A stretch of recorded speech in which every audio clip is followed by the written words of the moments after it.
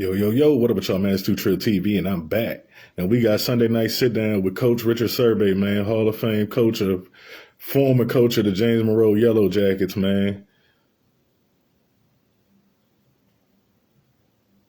About 30 years as the coach of the James Monroe Yellow Jackets, man. Y'all hit the like button when y'all come in. The 2 Trill merch site is pinned in the top of the comments, man. Y'all check it out. Y'all want to purchase y'all some merch, man. Jump in there, make it happen. I appreciate each and every one of y'all. Hit the like button when you come in. Y'all know what it is, man. Trying to bring y'all an epic interview, man. We've been having some technical difficulties.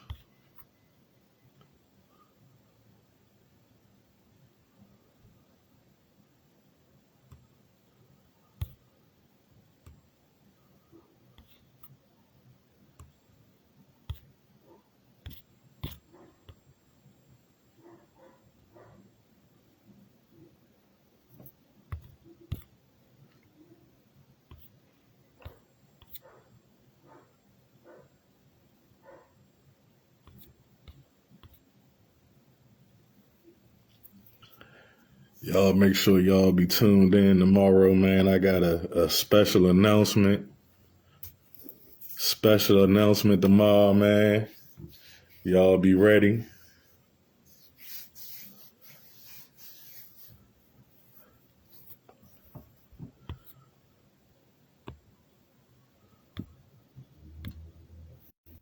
Y'all get ready, man. We not slowing down, man. It's 2025, man. We only going up, y'all.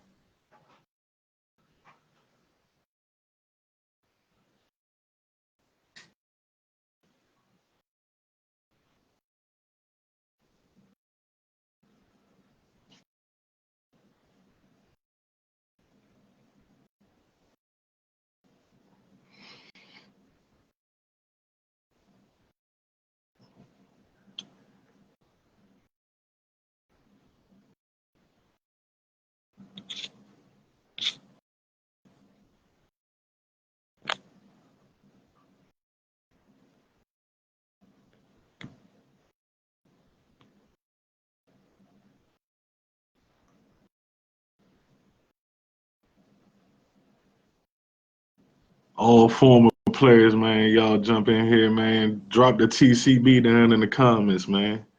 All former players of Coach Serbay, man. Y'all join in here, man. Drop the TCB down in the comments, man.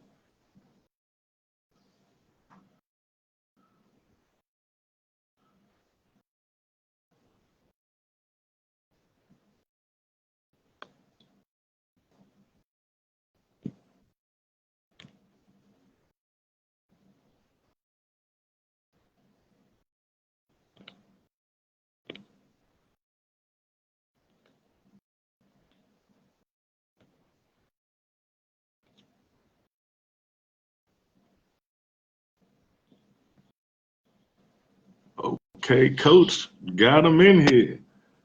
Am I in? Am I on yet? Yes, sir. You in here? How you doing, man? I'm doing fine. I'm very, very sorry about getting in here so late. It's all good, Coach, man. We appreciate you, man. I'm not too good with phones or computers or anything like that. I'm what you call old school. Man, listen, and we appreciate you just for coming in, man, Coach. So we gonna go ahead and get started, man. Yes, sir. Let the people know where you from, Coach. I'm from Yonkers, New York, which is right on the Hudson River, right next to New York City, and lived there all the way through until I moved to Baltimore to go to college, and then down to Virginia to coach football. Okay. So, man, let them know how your childhood was.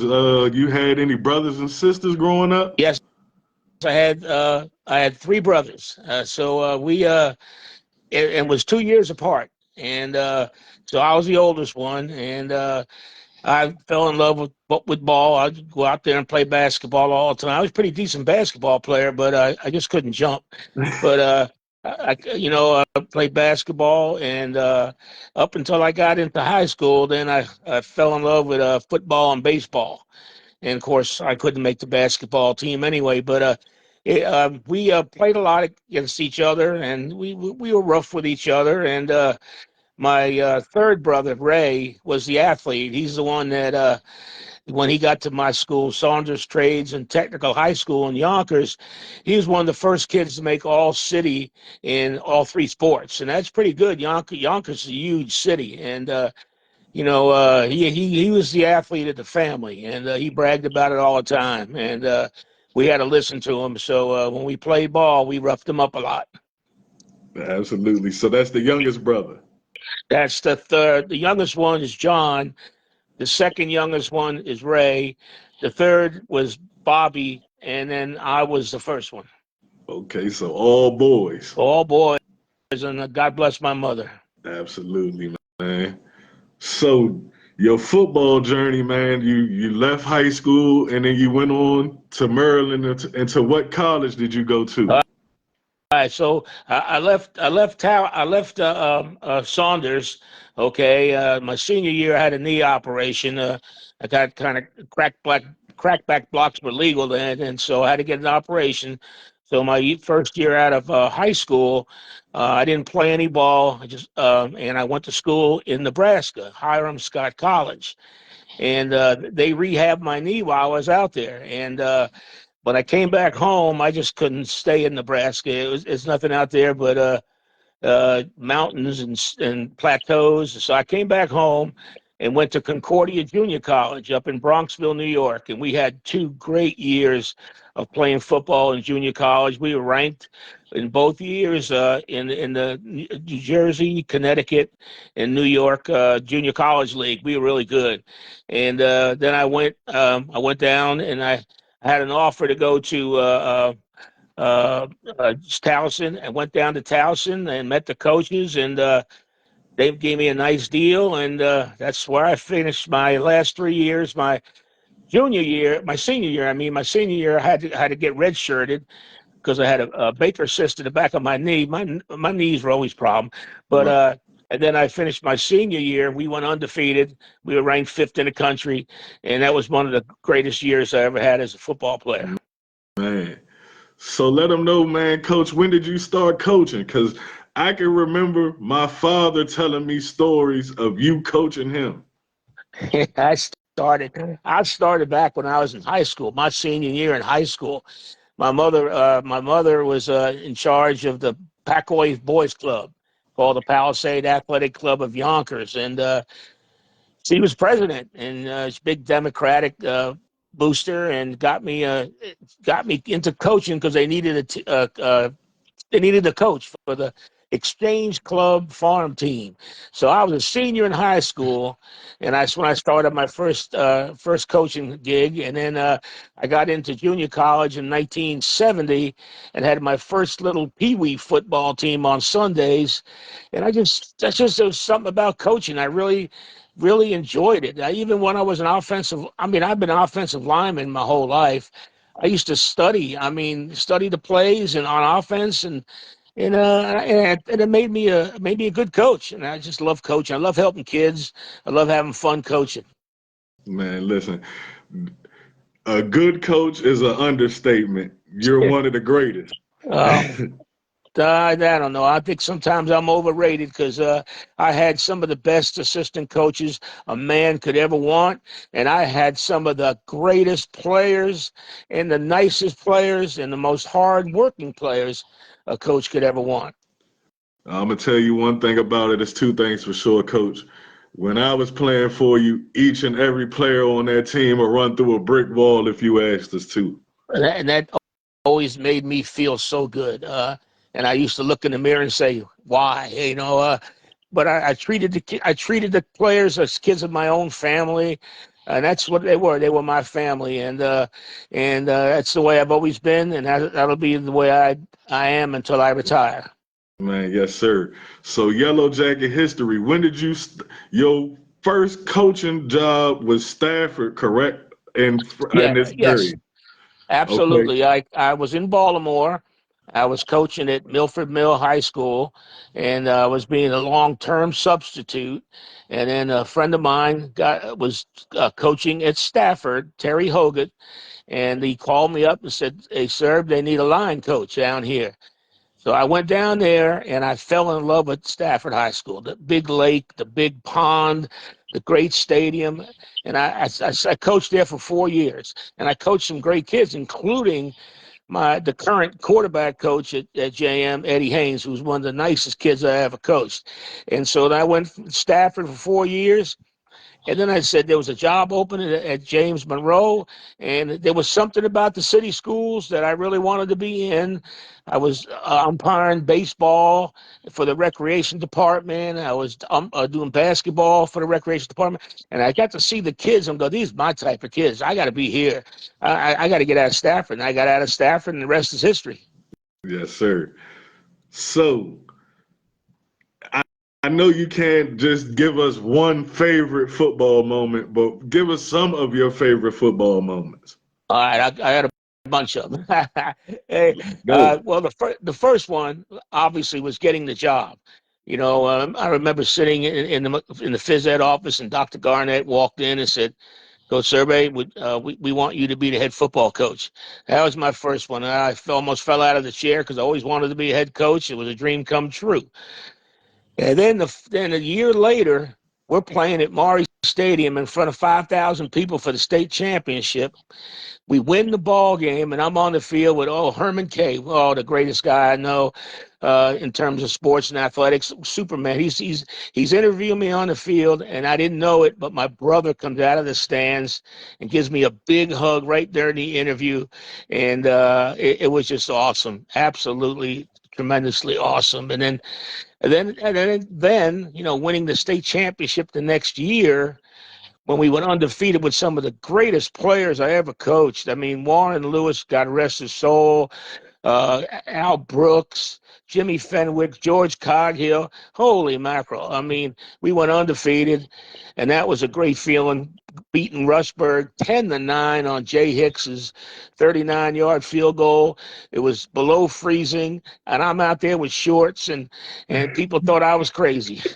So that was another feeling. And then the next one was basically in 1996 when we won the state championship at Spotsylvania, and we played in a downpour. We played in the heaviest rain I've ever been.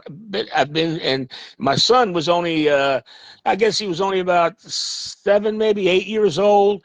And the funniest thing was, he's in the bathroom and he's yelling and screaming before the game. And somebody comes up and says to me, "Hey, coach, you need to get that little kid out of that locker room, out of the bathroom." He goes, "Why? What's going on?" I said, "Boy, you should hear him in there. He's all JM." Yeah, that's my son. I had to go in and get him out of the bathroom. I had to get him out of the bathroom. So instead of being on the sidelines with me because we couldn't get a babysitter, he Right. went up. He went up into this booth with Herman K. and Bob Blackburn, ate all the food on the hospitality table, came back down at the end of the game as we won. I look over the corner. He's putting mud on his shirt, acting like he was at the game the whole time. Yeah. And he had ketchup stains and mustard stains all over his shirt. He was a trip. I can absolutely remember every year of me playing before Sammy started playing with us. Sammy was like, he was your mini. He was a coach just like you. He wanted to be just like you. Yes, he's a coach, and I'm proud of him. He's down to South Carolina now, head of the offensive recruiting for the Gamecocks, and I'm so proud of him. I don't know. I don't know how many words how I can say pride. So I love him. Like I love all my players who've won. I have a Jeff Scott being the vice president of football operations for the Philadelphia Eagles, world champions. He was one of my favorite players in 2000 to 2004. Yes, So sir. a lot of pride, JM football. A lot of pride. I love it. I'm where I belong. Absolutely, man. So I didn't have this written down, but I have to bring this up, man. You you being a coach, I've never had another coach other than you, but I doubt that any coach goes as far as you went with your players, right? So when we were playing for you, your house was always open to us. I can remember coming over, man, watching the '96 state championship film, uh, plenty of highlight films. You ordering us pizza. You always had your house open for all the players, man. You took us out to eat. You provided us with cleats. You provided us with clothing. You provided us with rides. Anything that any of your players ever needed, man, you always were there. Well, my kids, I call them my kids, were beautiful kids. I loved every single one of them, and I made it a part of my coaching career or coaching mantra or whatever you want to call it, that I was going to help my kids in any way they needed help. And that's the way I always was. And I learned that from my mother. My mother had the biggest heart of any woman I ever met or any known or ever saw or ever talked to. She was awesome. And I learned I got my work habits from my father. I got my love for life and people from my mother. And I just wanted to make sure that these kids, my goal was these kids are going to play football. I want them to have fun. I want them to enjoy the experience and talk about it or think about it as they grow older. But I want the kids to have fun. And I know there were times where I was probably a big pain in the butt to a lot of them. And a lot, you guys, I know there are times where you wanted to probably throw a rock at me, but everything was meant in good nature and because I love my kids. Absolutely. So, man, over 35 years coaching, man, how does it feel? I feel old. I feel old. I'm out there now with these kids now. They can run like deer. We got linemen over at JM that can jump and run. And I used to have the big hogs, so I don't know if maybe they're not getting enough food at home. So I figured I'd just keep bringing Pop-Tarts and feed them and try to get them bigger. But it's a lot of fun coaching. It's enjoyable, I'm back at JM where I belong, and I'm really looking forward to helping George Coggy, who's a good man. And I'm really looking forward to this year. I think we got the boat going in the right direction. I did not know you was back at JM, man. Congratulations. Honestly, I feel like you should have never left, man. Yeah, a lot of yeah. Well, I left. I understand that, but the following year, the daggone that COVID stuff for 2 years just took it out of me, and I'm glad I got a chance to go back to Stafford with Don Joy, a good guy. He got me back in coaching, got with the offensive line. I did my job. We worked, and in my last year there, we were 9-1. Boy, we were tough. We were tough. We would run the ball. People knew we were running the ball, but my boys up front, the Hogs, they played like hogs, and that's what I want to do at JM. I'm a line coach, so I left Stafford when George kind of inquired about, hey, would you come back and help out a little bit? Yeah, I'm going to help out a little bit. You ask me, I'll be there in a heartbeat. And so I'm glad to be back at JM, and I'm glad to be back working with the linemen. Man, we trust me. Jay, I bleed orange and black, man. There's nothing better than having you with the team, man.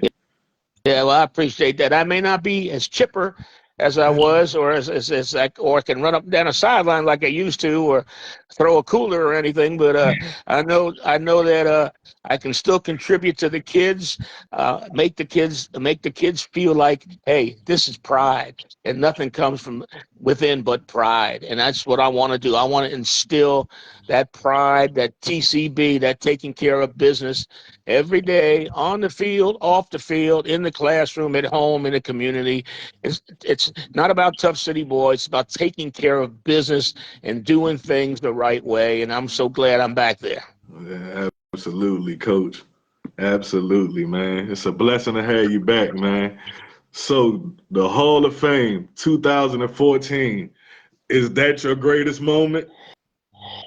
Um, Well, yeah, well, yeah. Well, I mean, I never expected to be in the Hall of Fame. I never expected to go to 7 state championship games. Uh, but the Hall of Fame was nice. My kids were there. My principal, Dr. Rochelle, was there. Oh, I loved her. She's a great principal.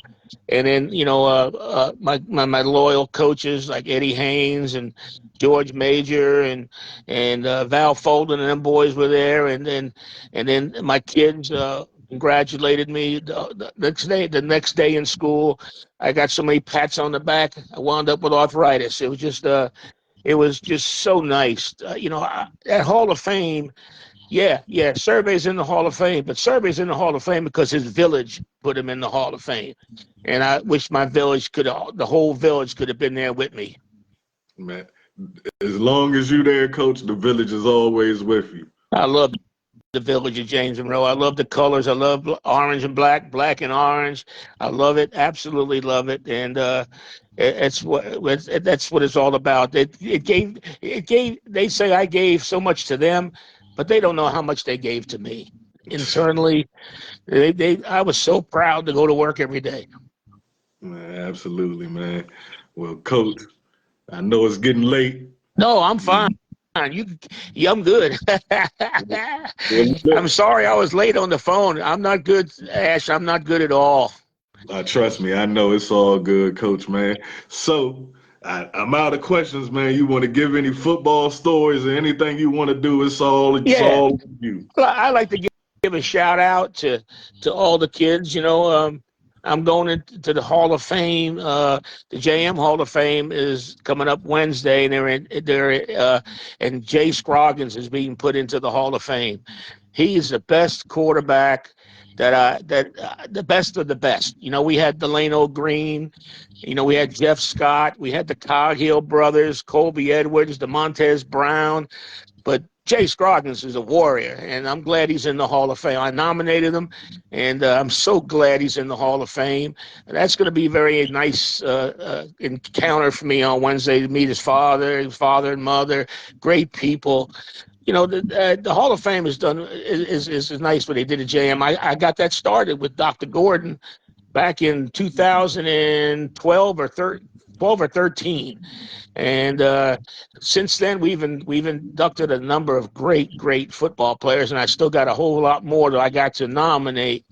But it's a lot of fun. And then coaching kids, I coached kids that were just linebackers, that guys like Beal, Marcus Beal, Warren Lewis, God rest his soul, Ronald Coghill, the Nelson brothers, except for Butter. He was a big defensive tackle. Curtis Krause, Stephen Meadows, right on down the line. Gage Ford. I just had great kids, and you can say whatever you want to say about Richard Serbay. Yeah, I was a lunatic on the sidelines. I fought for my players, and if you're going to diss our players, you're going to have to diss me too, and that's because I love my kids. I love JM football, and I love you for letting me talk about it. I really do. Thank you so much. Coach, trust me, I love you more, man. Yeah, I give you a big hug right now because I got tears in my eyes. Man, me too, Coach. I ain't gonna lie to you. So, but we got coming up. We got coming up. We got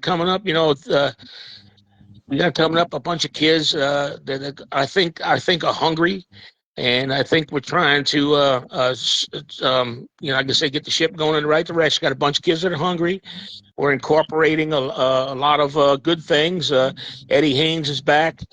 Great offensive coach, great quarterback coach. Lord have mercy, he's the best I've ever seen. George Major, great line coach. Nick Kenny, Antonio Coghill, George Coghill, my boy Tony Scott. I love Tony Scott. What a player he was. God, I'll never forget the time we were playing that double overtime game against Kettle Run, and we scored, and their guys going for the corner of the end zone, and he hit that kid so hard he landed 10 feet out of bounds, and the crowd went crazy. The stands emptied. Boy, that was one of my best memories. Boy, oh my! I actually ran out the field and bear hugged him. I mean, what a great shot. And so, those are the type of memories I really, really love. It's like the first game, the first state championship game. They all kept saying to me, Serbay, what are you doing? Running the Puerto Rican? I said, I'm running the Puerto Rican on the second play. I'm telling you right now, against Laurel Park, it's going to work. And Antonio Coghill made one of the best throws to George Coghill. We went ahead 7-0 and went on to win 26-9. Little things like that. The kids say, God, yeah, we're practicing this crazy play, and then the crazy play worked.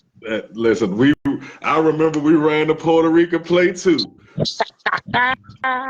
You know why I did that? Because that's all the kids. Those are my friends when I played when I was young. We had a lot of I don't know.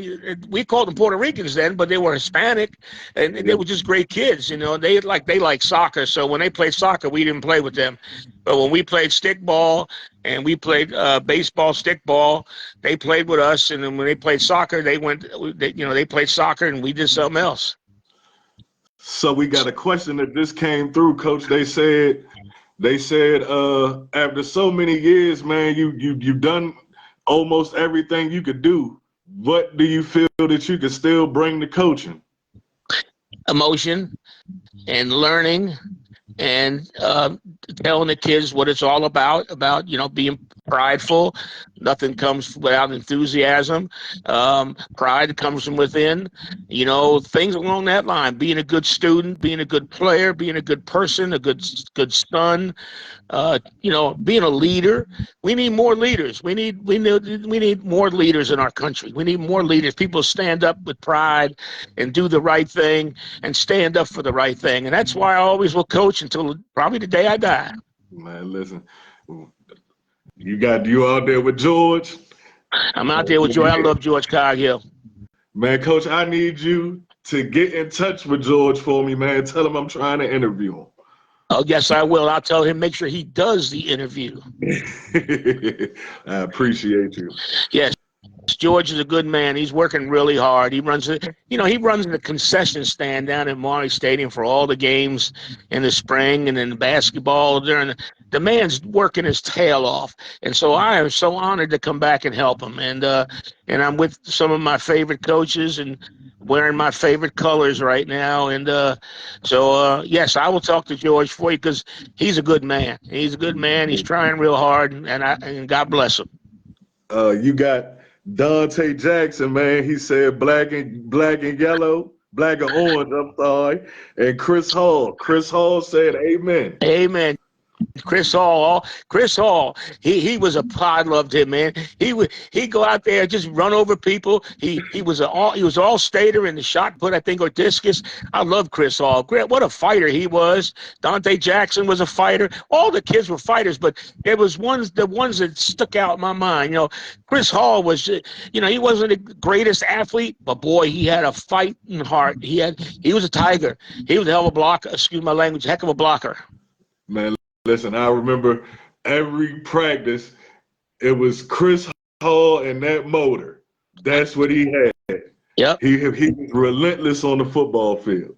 Oh, he didn't stop. He was full speed all the way, 110% all the way. And, it's one of my favorite all-time players. Yes, sir. So I got about 150,000 of those. Man, listen, you put so many players, man. You put people in a position to make it to the NFL ranks, man. You got Jeff Scott, you got George Coghill. Your son is coaching college football, D1. Man, yes. it's I don't know what you could call that, man. It's a blessing just to have you. Well, it makes I'm so yeah, I guess I'm lucky and I'm blessed to have. Because Jeff Scott, great work habits. Sammy, work habits. George Coghill was amazing with his work habits. Matter of fact, all the kids I had that went on to be successful and graduated and went on to be fathers and husbands and whatever they did, they all were hard-working kids and made me so proud. Every single one of them have made me so proud. Just to see them and to give them a hug and slap five with them and tell a joke here and there or sit down and share a Pop-Tart with. Um, I just love the kids. I love all the kids. I love every single one of them. I want them to know that. I know there are times where, like I said, I was a pain in the butt, but I did it for their good. And trust me, Coach, if it wasn't for you, a lot of players and students and people like myself probably would not have graduated high school. I'm real proud of you. This podcast is awesome. I'm real proud of you. This is awesome. Thank you so much for letting me be on it. And I'm definitely going to get George Coghill on it. Yes, this is awesome. This is wonderful. I appreciate you, man. I want to tell my story real quick, y'all. So Yes, sir. When I was in school, y'all, I was not allowed to go to any classes except for men's course, which turned into Monroe Singers, and gym. The only classes I could go to were those classes. For the rest of my periods in school, y'all, I had to go to Serbay's office and do my schoolwork in there. Yeah, there's nothing wrong with that. Hey, because you can open up the refrigerator, there'll be something to drink, and you can find the snack drawer, there'll be always something to eat. Yes, sir. Yes, sir. And that stuff, I love doing stuff like that. I used to walk down the hallways. A teacher would send me a note and say, "Coach, you got a couple of players are being, playing around in the back of the classroom." So I'd go up the hallway and I'd wait for them. I'd sit outside the door and go, "Hey, fellas, what's up, man? We're running some extra laps today. If you keep playing around in the back of this classroom."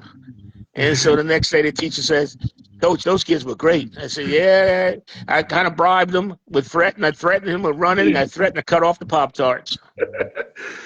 Corey Pratt said, "Coach, do you still got that station wagon?" No, Corey, they got rid of it. I don't drive anymore because diabetes took away my peripheral vision, so I don't drive. That station wagon, I remember loading up kids. Oh, geez, 6, 7 of them, taking them. I'd make the run. I'd go from Hazel Hill. Actually, I go to Bragg Hill, come back down Bragg Hill, go to Hazel Hill, then go to Mayfield, then come home. Right home. I knew that the white station wagon could go to those 3 places without me driving it. Man, Coach, do you still live in the same place? I just moved out. I live right around the corner, though. I live at Cornell Street. I sold the house to help my son through college and pay off some of his college bills and everything. And I had to do that to keep him clean so he could enjoy himself and not have to worry about the pressure. Because you don't make a lot of money when you first start out coaching football in college. You kind of on the low end of the ladder on the pay scale. Yes, but sir. now he's worked his way up, so it's really worked out well for me. Lived in that house for 30-something years. Man, listen, there's a lot of memories in that house. Trust me. Oh, yeah, the pool tables and the foosball table and the air hockey and the TV and all that good stuff. And I say, my house is your house. Just make sure if you whatever you do, clean it up when you leave. Yeah, absolutely. Tell Sammy I'm trying to interview him too. Okay, good. I'll tell Sammy that. Yes, sir. He's doing great. He's doing so good. I'm so proud of him. I am so proud of him. I am so proud of Jeff Scott. I'm so proud of George Coghill. Just great kid, and and all the other kids that have become family men, good husbands. God bless every one of them. Absolutely, man. Well, Coach, man, we appreciate you coming through, man, stopping in, giving us your time, your wisdom. I love you, and this will not be your last conversation with me, man. I will definitely be in touch with you, Coach. Okay, when we make the playoffs, give me a call, and I'll tell Coghill because we're going to make the playoffs, and we're going to have a good season. We are going to win, and we're going to have a good season. Man, listen, good luck to the upcoming season, man. Summer practice. Get them boys right. Let's go. We will. Thank you so much, Ash. Thank you, Coach. Love you. I love you too. Bye-bye. Bye. Thank y'all, man. We appreciate y'all. 2 Trill TV, man, signing off. Thank y'all.